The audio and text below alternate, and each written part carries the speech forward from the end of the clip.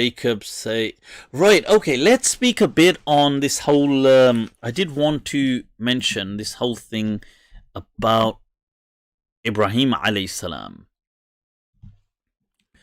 Now, this may tie in with what some of you are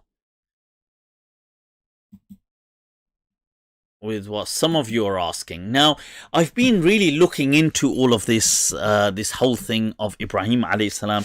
It's really been quite fascinating. I'm just seeing if there were any. This is ongoing research, but I'm really kind of inclined this way that, you see, I feel that Ibrahim alayhi salam, because I've been thinking this whole thing, Ibrahim alayhi salam going to the palace of the pharaohs, and this whole thing, what is this all about? And I feel that in some way, this was like a meetings of two great worlds. Okay. Because in that day and age, the pharaohs were this long, continuous, incredibly rich legacy of human civilization. They had been going on for thousands of years. You know, this was what they obviously claim to have been going on for much longer, but with these philosophies and buildings, and they were really seen as something. They had rulers that had, pharaohs who had ruled a huge part of the world. They had a history of all of this. So now, or a substantial area, that's what I mean. So Ibrahim alayhi salam, I feel, right, now I have to pause this here.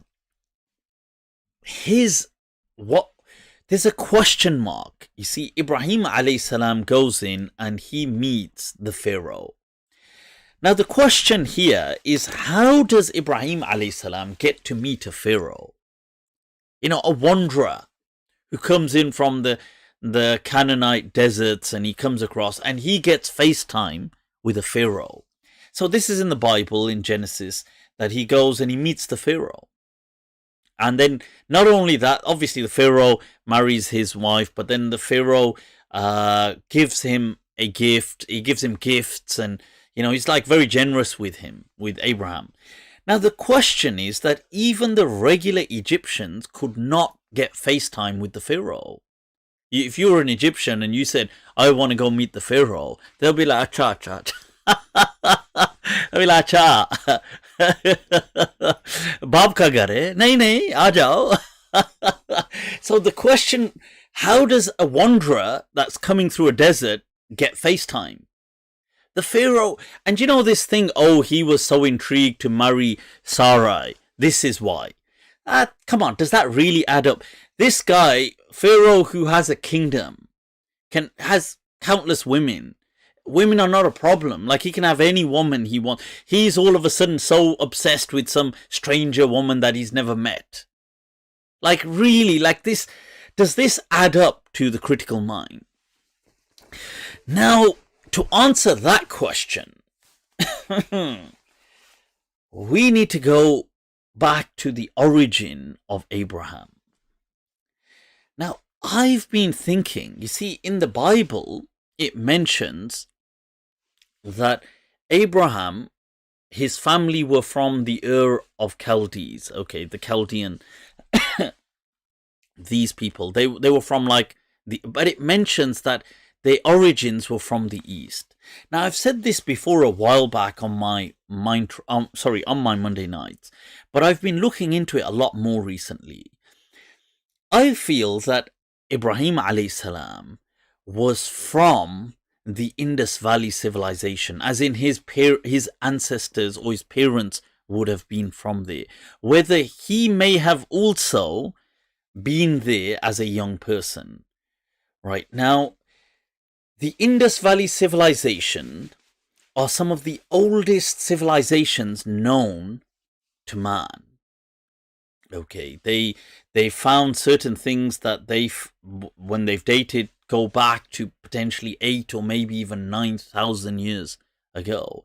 Those civilizations may have been some of the most advanced civilizations. They had some form of accounting. They had a script which still hasn't been deciphered. They ruled without kings. Which is amazing. They apparently had no standing army. Which goes to show a civilization along the Indus River, the Saraswati River, the great river of India in the past, which dries up about 1900 years, 1900 BC.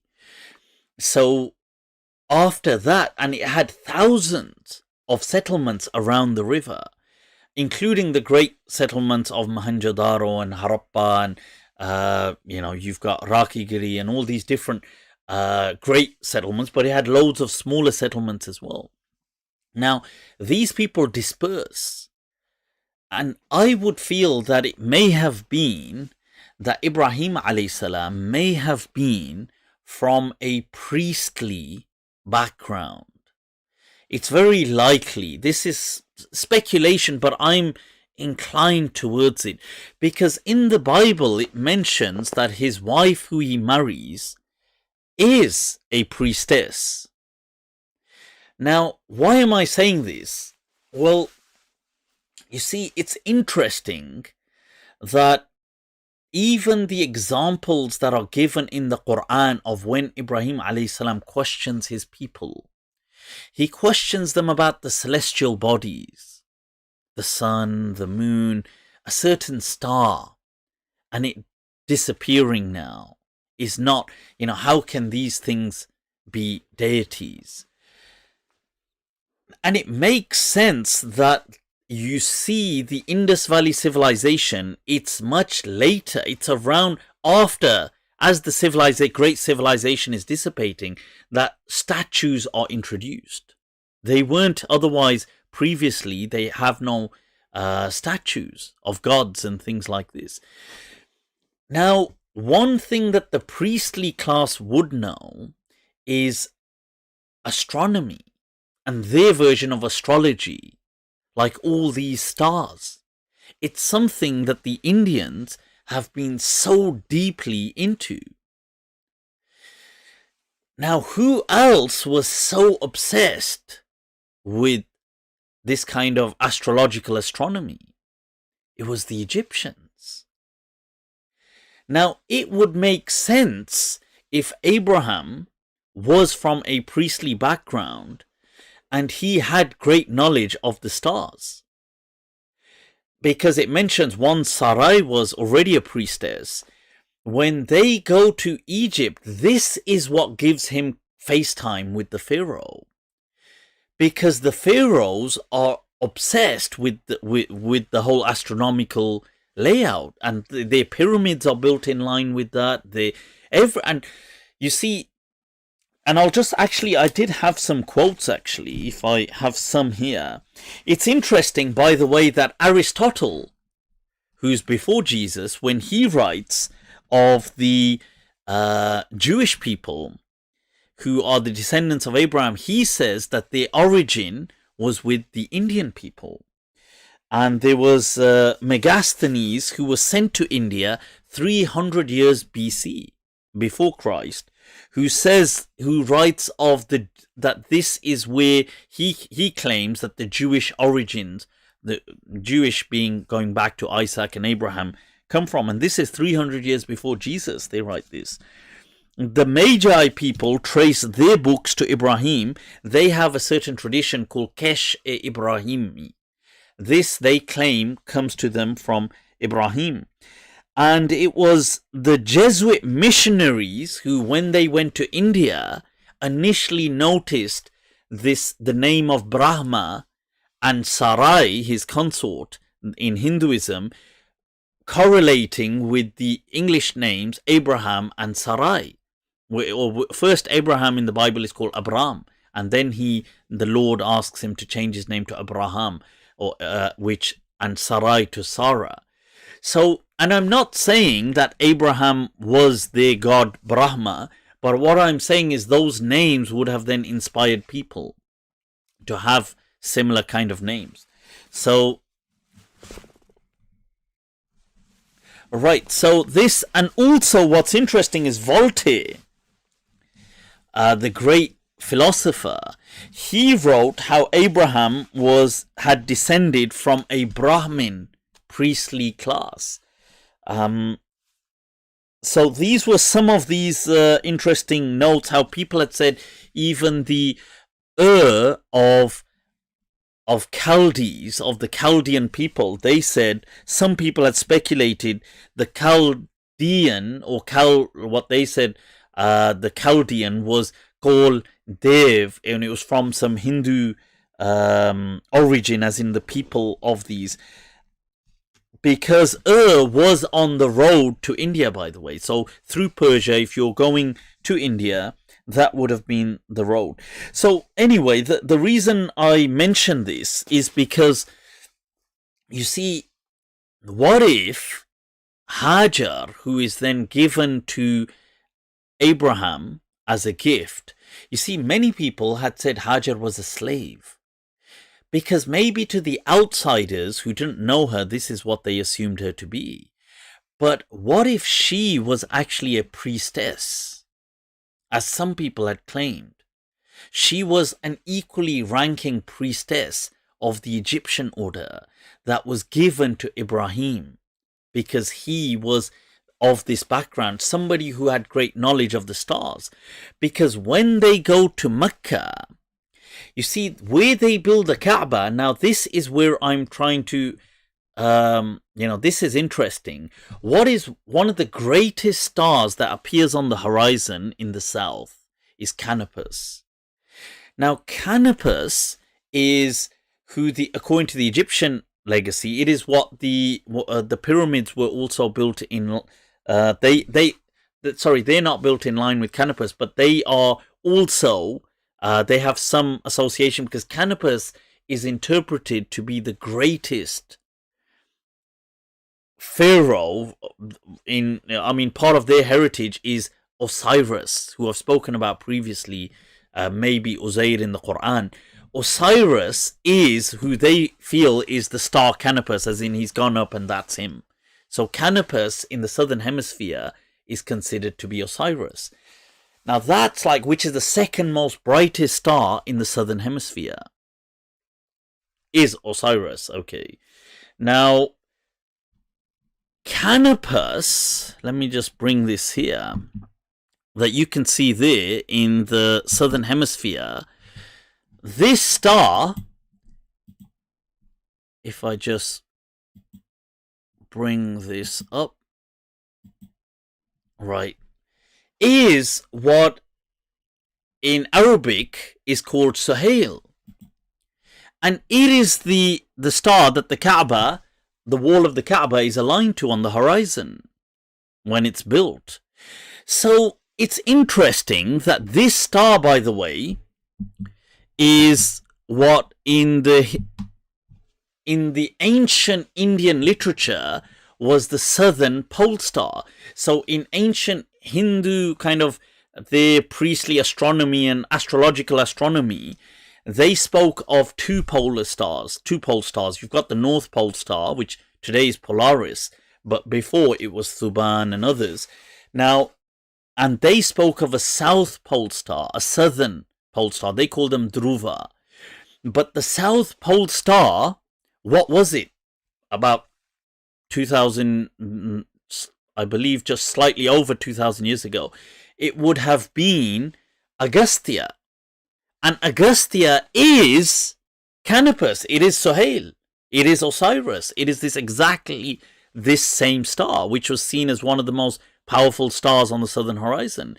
Now, I don't feel that these things are all entirely coincidental. I feel that the knowledge of these things are connected, as in, it doesn't mean that those stars have to be, like they don't bring things like good luck or bad luck or anything like this, but they are seen as obviously to people of faith, they would be seen as something representing the divine. You understand? So when the Kaaba is built, it is angled towards Sohail, because on the horizon, Sohail appears after sunset. You would see it in that direction, right? You would see this on the southern horizon. It would be the brightest star on that horizon.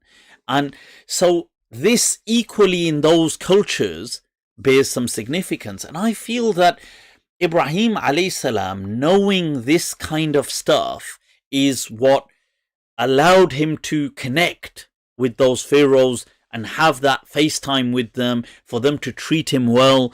It kind of makes a lot of sense, as opposed to him just wandering as a kind of Bedouin in the desert and then getting FaceTime. And then I feel the story is the same, but there's just more nuances to it. Like Hajar wasn't just some slave girl. She may have been a priestess of their order. Ibrahim alayhi salam wasn't just some person just like this who just had, wisdom of one God, but he was actually somebody who was incredibly learned about things like astrology and the stars and the celestial bodies, and he knew this kind of stuff. He was much more learned than people think he was. And he may have been much more involved with different civilizations. So this became a great meeting, a grand meeting of West meets East.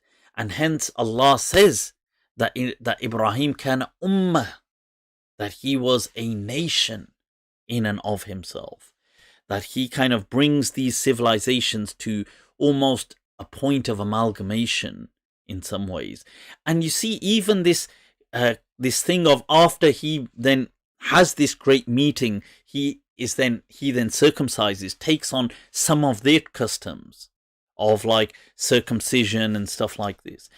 But this is some food for thought. If anybody does out there watches this, that is researching this, do kind of hit me up, inshallah, and let's kind of share thoughts on it. Sorry about going on, but it's just, I've been fascinated by it.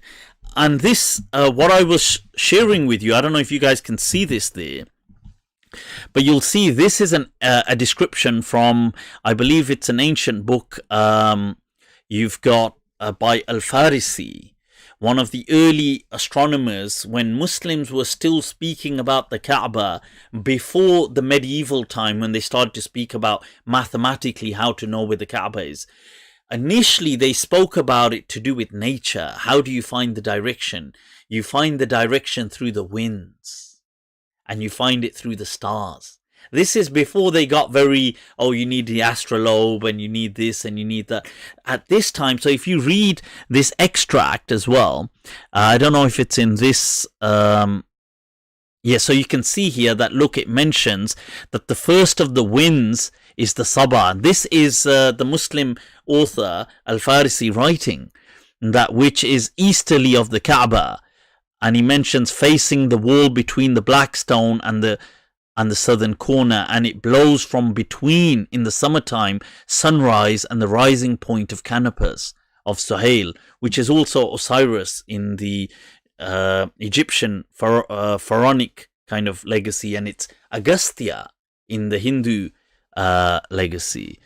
So the second is the Janib, which should be the Janub, which is southerly, and it blows from the rising, and it goes on point of Canopus to the winterly sunset.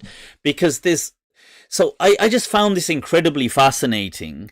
This was part of, I believe it was King's essay in the journal, that he speaks of religious studies, where he's speaking about the direction of the Qibla and how early Muslims used to find the Qibla. Later Muslims used to use things like geometrical stuff, but the early Muslims that are academics speak about things like using the wind and stars, because winds come from particular directions. Now, people may argue that that's not as accurate, but still, it's very fascinating, and it's food for thought, people. All right, let's move on. I don't know if I was just boring you guys. You guys are thinking, Mufti's losing the plot. Nothing new there, people. I've lost it long time ago. But yeah, so right. Right, what is going on? All right. Very interesting hypothesis. But I feel that yeah, this it's if people want to explore it, do explore it, take it further. Let me know. I'm still researching